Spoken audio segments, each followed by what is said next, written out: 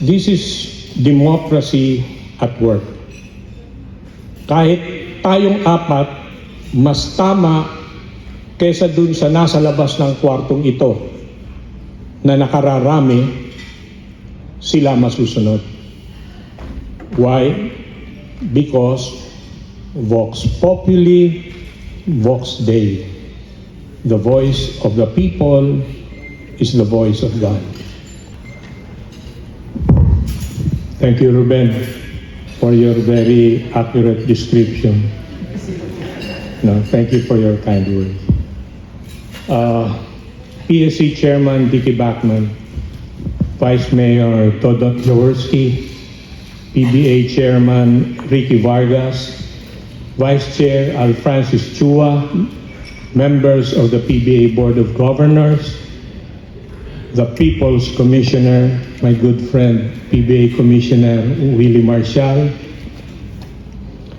PBA PC President Vladi Duarte, officers and members of the Press Corps, distinguished awardees and guests, ladies and gentlemen. Bago ang lahat, I would like to sincerely thank the PBA Press Corps for inviting me tonight as their guest speaker. I am deeply touched, truly honored, and very much heartwarmed by this kind and generous gesture. Salamat po at ako ay inyo pang naalala.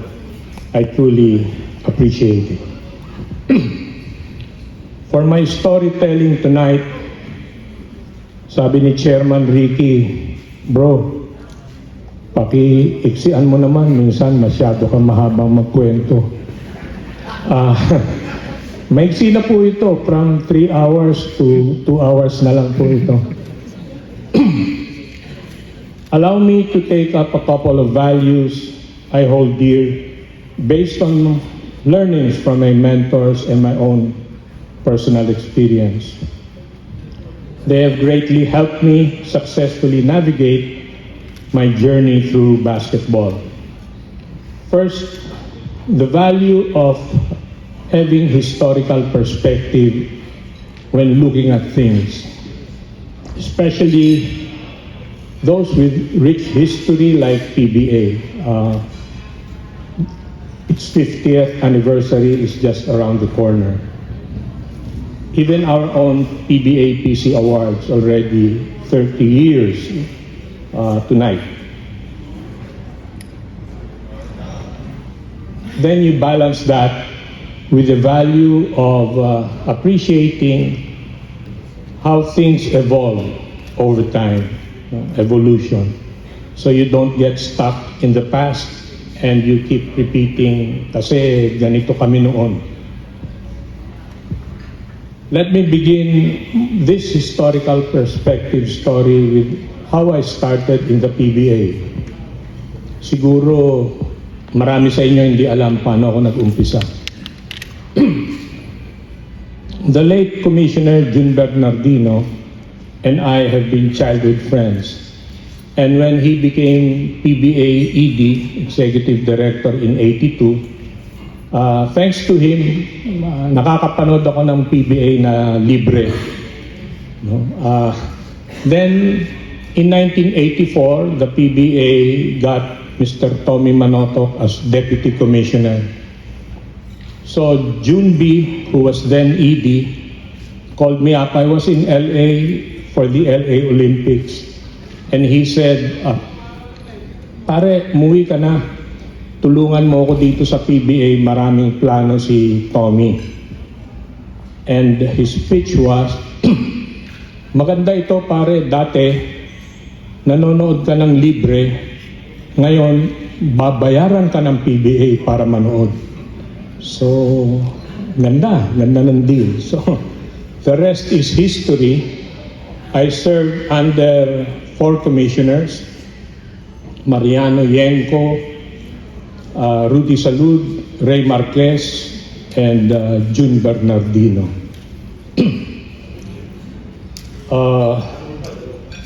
In 2001, you honored me with the Executive of the Year Award for my work when June B took an extended medical leave. Then in 2008, I was back in PBA, first as OIC, then commissioner, till 2010 when I retired. And tonight, I'm here with you as your guest speaker. My romance with PBA seems endless.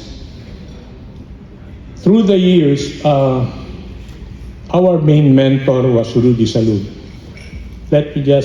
We learned a lot from him. I'll cite just two for tonight dahil iniiksian ko na nga. He pounded on us the importance of having an objective sense of fairness and observing due process, especially when it involves imposing penalties. There was a time Commissioner Jun Bernardino and I changed and cut short the usual protocol of summoning the erring player first before you decide and impose any penalty. No? What we did, we said 3 conditions.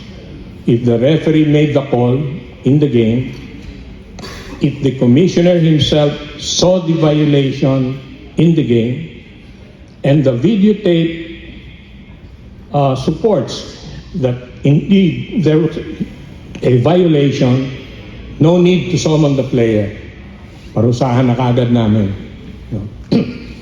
When ex-commissioner Rudy Salud learned that we did that, he went to the office and told us, you'd never shortcut due process.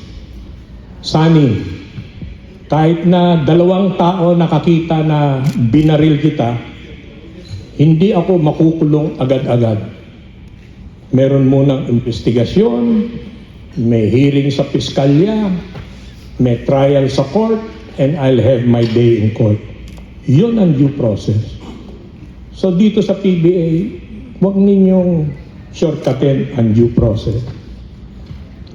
He emphasized that the vast powers of the commissioner, both as prosecutor and judge, must be exercised with prudence and a lot of care. No? Must not be abused. So yan ho ang isang top of mind na naalala kong natutunan ko sa kanya. Isa ho yung Vox Populi, Vox Dei. But let me segue to the second part that will be connected to Vox Populi, Vox Dei. And that is the relationship of PBA with sports media. It was not as all rosy as it is now. In the very early years of the PBA, in the 70s, there was a misunderstanding, miscommunication, if you will, between PBA and sports media. Ang nangyari po, yung power of the pen of media, yung post-game stories, walang istorya, box score lang, tsaka yung headline. Team A beats Team B 100 to 91. Yung tinatawag nating ulo. Wala nang istorya. But of course, nagkausap at nagkaayos, and the relationship has flourished from then on. You know, when I joined in 1984, one of the first things emphasized to me by Rudy Salud was to look at sports media as our partners in promoting the PBA.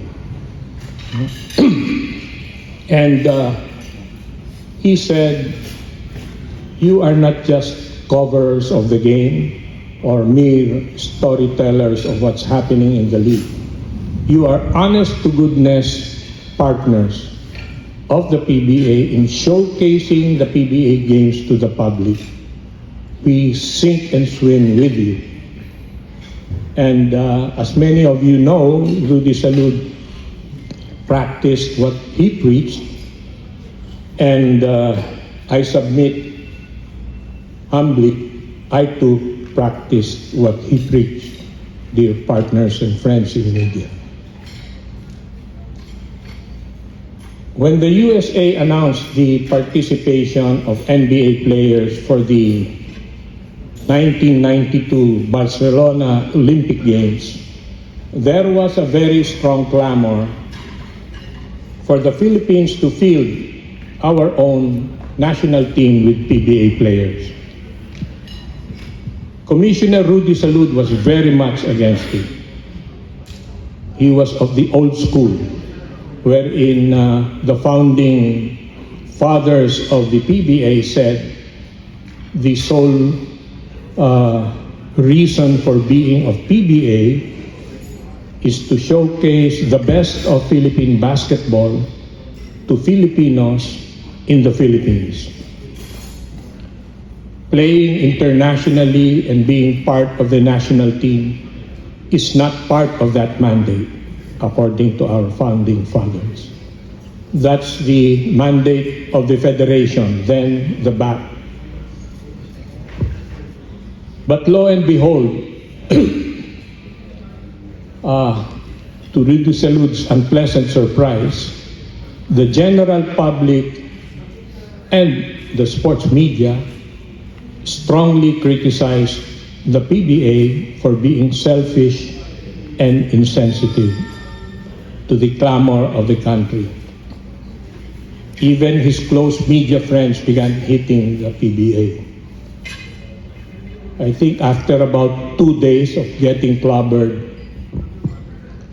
he called the three of us to his room, the three being ED June B, Deputy ED Sonny B, and PBA Legal Counsel Butch Cleofe.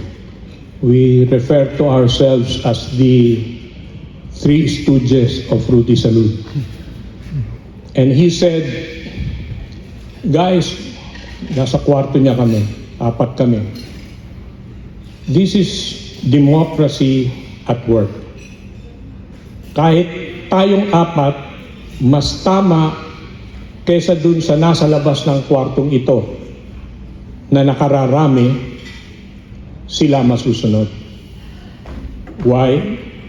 Because Vox Populi, Vox Dei. The voice of the people is the voice of God.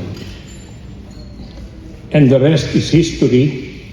The PBA, the first PBA formed national team was assembled with Sonny Jaworski as the head coach.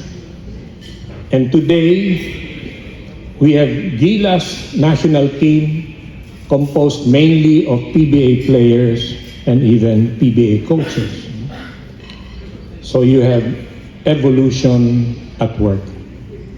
Historical perspective, evolution. Which brings me to my closing remarks. Admittedly, the PBA is challenged today at different fronts. I am not here to offer any solution. I leave that to the capable hands of the PBA leadership, and I'm sure they do well. But rather, I am here to manifest a plea to you, my dear partners in media, my friends from PBA-PC. Dito sa ating PBA, magkapit-bisig po tayo at magtulungan tayo na ipagpatuloy nating itaguyod ang ating minamahal na PBA. In other words, I ask that you help transform and mold Vox Populi to a PBA-friendly pananaw by highlighting its many positives and continuing your strong support for it. With the onset and increasing reach of digital media, the landscape in your own media world has also evolved. Now the general public can have their say in real time, and sadly, many times, in a cruel and negative way. Thus, the more crucial your role will play as partners in keeping PBA attractive in the minds of basketball fans and in helping foster responsible social media postings. They say the PBA has withstood the test of time over the years. I am confident that it will continue to do so, especially with you, dear media friends, by PBA's side. If I may speak for PBA, PBA needs your help. PBA wants your help. Maraming salamat po. Mag-ingat po tayo sa ating pag-iwas ngayong gabi.